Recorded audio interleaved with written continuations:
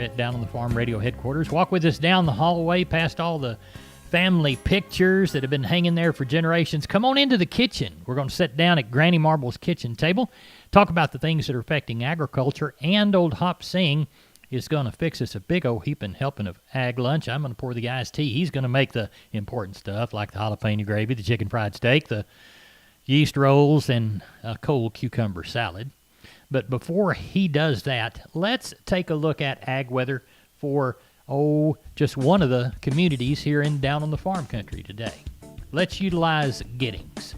Mostly sunny, a stray cloud, 77 and 45. Mostly clear tonight into Wednesday the 18th, sunny, 80 and 57. Thursday the 19th, 80 and 61. Friday the 20th, 82 and 62. Saturday the 21st, 82 and 64. 40% chance of showers on Sunday the 22nd, a high of 80. 40 again on Monday the 23rd, a high of 68.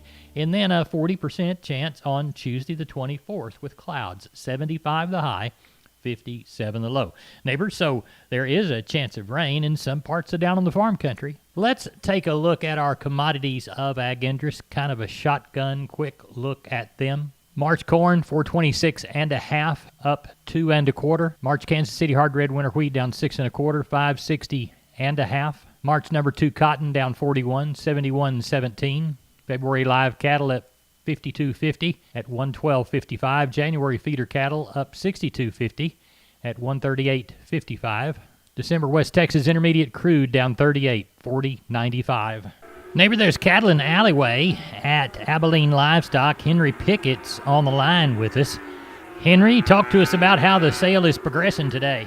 Oh, it looks like last night we're ending up with about 1,200 cattle with about 325 cows. We've got several bigger cow consignments with a few of them being able to go back to the country. I think we're on the road to maybe having close to 1,500 again this week. Good. Now, within the other sales that you participate in, what were numbers like and what was the price structure like? The price was steady to up a little bit on yearlings and calves, and cows and packer bulls were steady. But it was pretty good, and the numbers are really increased in a lot of areas. Tell everybody how to contact you for the sale in Abilene today. You can contact us at the sale at 325-673-7865, or my cell number is 940-733-8208. We appreciate it. Thank you. Thanks. BASF understands that your field is the future. That's why we provide you with easy solutions for investing in it.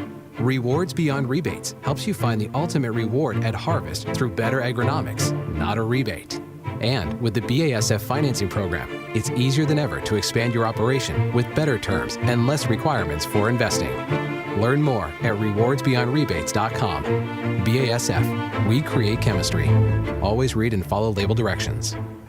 Neighbor, now it's time for today's edition of Focus on Ag. Let's see who's at the mic and what their topic is.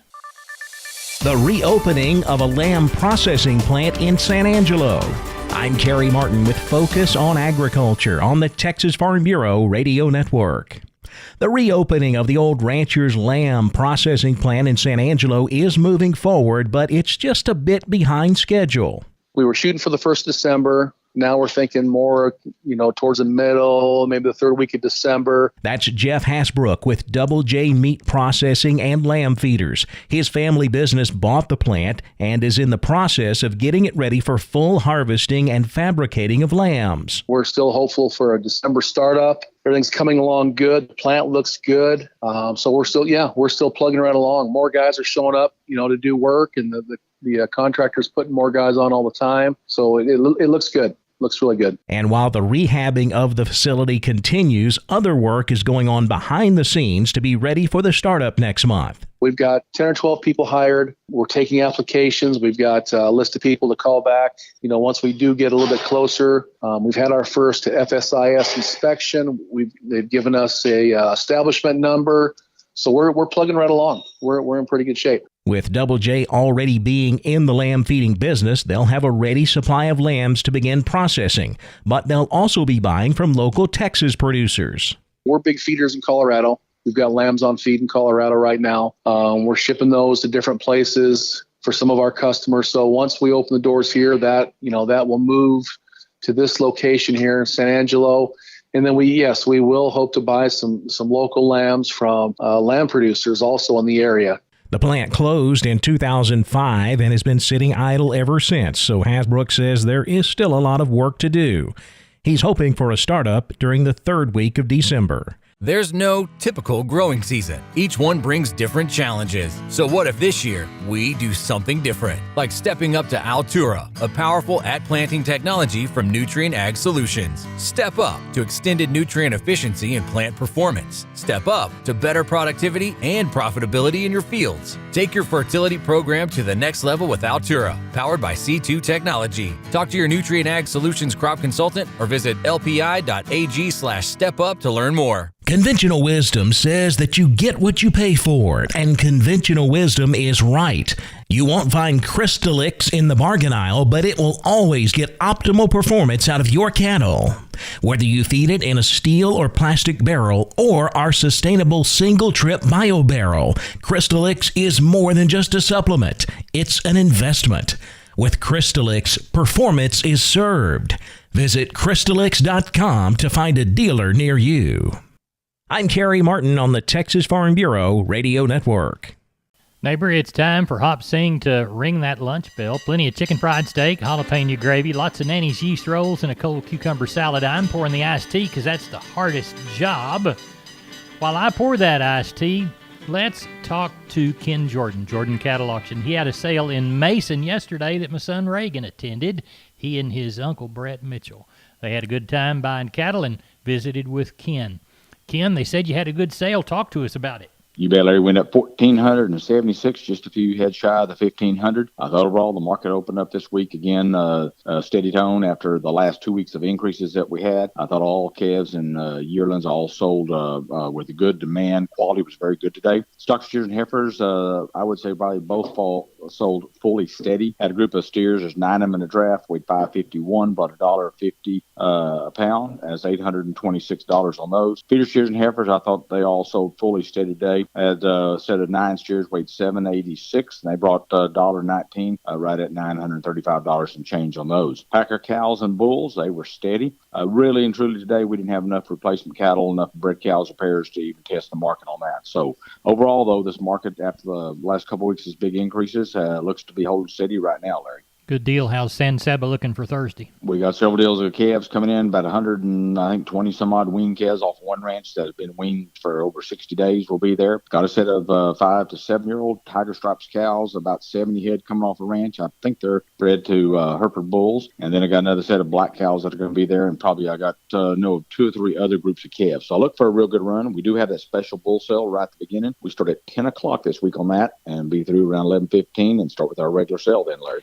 Ken, tell everybody how to get a hold of you. You bet. Give us a call, area code 325-372-5159 for those bulls. You want to look at the information, all those EPDs on some of them and everything, go to our website, jordancattle.com. We're on the line with Sam from D&D. Sam, I've never seen as much Stay Tough fence in my whole life. That's right, Larry. Right now we have the largest supply of American T-post and the largest supply of Stay Tough fencing in Texas. Tell us how to take advantage of all that product. All you got to do, Larry, is call me at 830-379-7340, and that's for one of our friendly staff members.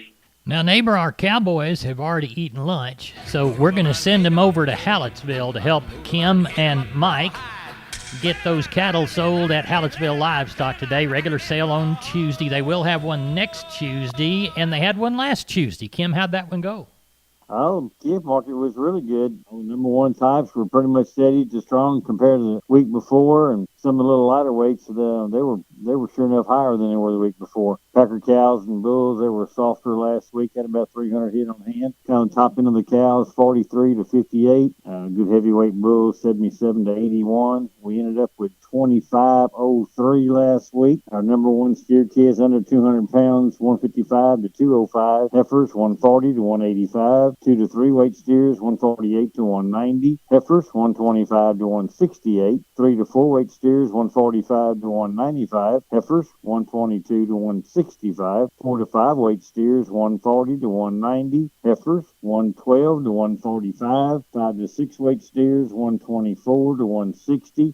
Heifers, 105 to 138. 6 to 7 weight steers, 110 to 133. Heifers, 98 to 120. 7 to 8 weight steers, $1 to $1.25. And the heifers, 95 to 108. And that's kind of how it went. Like I said, we had 2503 last week. What you got under the barn for this week, Kim? I think we're going to have more. I think we're going to be probably closer to 3,000 tomorrow. Got a lot of good cattle on hand.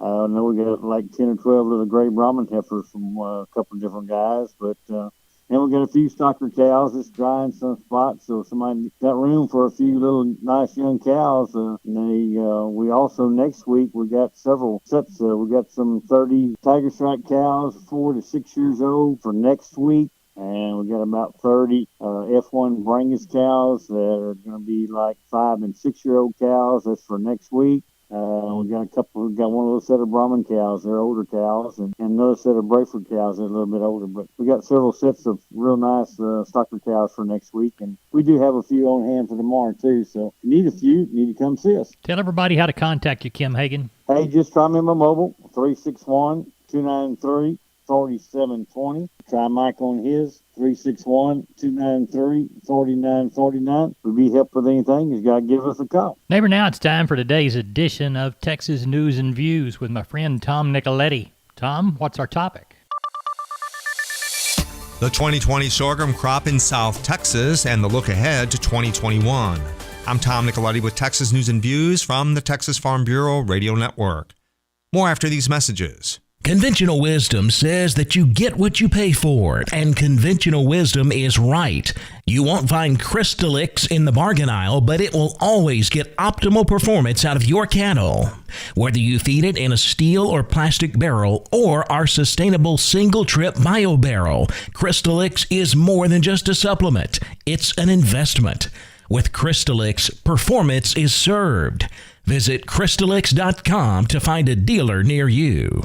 There's no typical growing season. Each one brings different challenges. So what if this year we do something different? Like stepping up to Altura, a powerful at-planting technology from Nutrien Ag Solutions. Step up to extended nutrient efficiency and plant performance. Step up to better productivity and profitability in your fields. Take your fertility program to the next level with Altura, powered by C2 technology. Talk to your Nutrien Ag Solutions crop consultant or visit lpi.ag/stepup to learn more.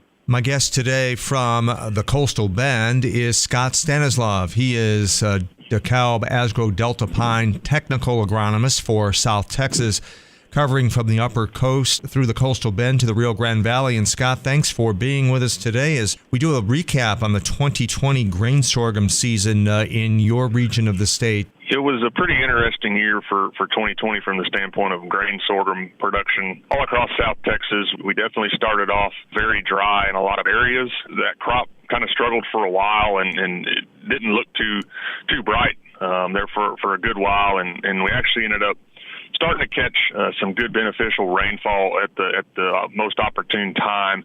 And it really did end up benefiting the grain sorghum acres across the coastal bend and even up into the upper Gulf Coast, where there we had really some record yields in some fields when we talk grain sorghum yields. Now, Scott, the latest Texas Drought Monitor shows many counties in the coastal bend all the way down to the Rio Grande Valley either abnormally dry, some moderate drought, and certainly very dry down there as producers look towards 2021. And what are some of the new sorghum products that you folks are working on specifically developed for Texas? With the sorghum product evaluator program that we've had going now for a couple of years, we've actually released quite a few new grain sorghum hybrids in the DeKalb lineup. And anyone that's been around the grain sorghum business for any period of time knows that a lot of times those grain sorghum hybrids, we don't get a lot of new ones very often. And so it's kind of a refresh to the DeKalb grain sorghum lineup here over the last couple of years. And there's three of them that really this year have been ramped up in production for 2021. And the first one I'll mention is DeKalb 3607, which is a medium early sugarcane aphid tolerant hybrid that has a really good fit on a lot of those acres that DeKalb 3707 would go on. What we see, the benefit of this new product is definitely more yield potential out of it compared to its predecessor 3707, which has been around for a number of years. The next one is DeKalb 4407, which is another sugarcane aphid tolerant medium maturity hybrid that is a red on a red, which means it's got real dark red grain to it, which means it weathers very very well out there in the field if we get into some wet spells towards the end of the season, right before we harvest. The other one I'll mention is DeKalb 4560, which is a race 3 and 6 downy mildew resistant hybrid. That's the second one that we've released out of this program. We see much better yield potential with it, and we also see a lot better grain weathering compared to its predecessor. And so, that's a product that if we have a lot of grain sorghum on grain sorghum acres where downy mildew can be a problem, that's definitely a product to take a look at. But I would also say that there's a lot of yield potential even on those acres that haven't necessarily had problems with downy mildew in the past. That is Scott Stanislav. He is technical agronomist for South Texas with DeKalb, Asgrow, and Delta Pine. Texas Farm Bureau Insurance has protected fellow Texans with auto, home, health, and life insurance since 1952. With more than 260,000 square miles of land and 27 million people, that's a lot to cover. Whether you're wrangling cattle or wrangling kids, we're proud to protect Texans and all Texan ways of life. Visit Texas Farm Bureau Insurance today at tfbinsurance.com to get insurance for Texans by Texans. Coverage and discounts are subject to qualifications and policy terms and may vary by situation. This is Texas News and Views. I'm Tom Nicoletti with the Texas Farm Bureau Radio Network. Neighbor, let's take a look at grains courtesy of John Tuggle. 800-288-4453. Number 2 are batter Milo through Corpus Christi in November. Dees plus 220, 1136. Progresso 1050. Yellow corn through Corpus in November.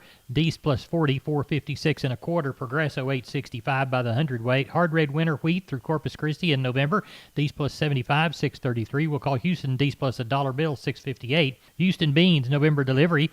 January plus 10, 1163 and a half. And we will call Placido beans January less 60, 1093.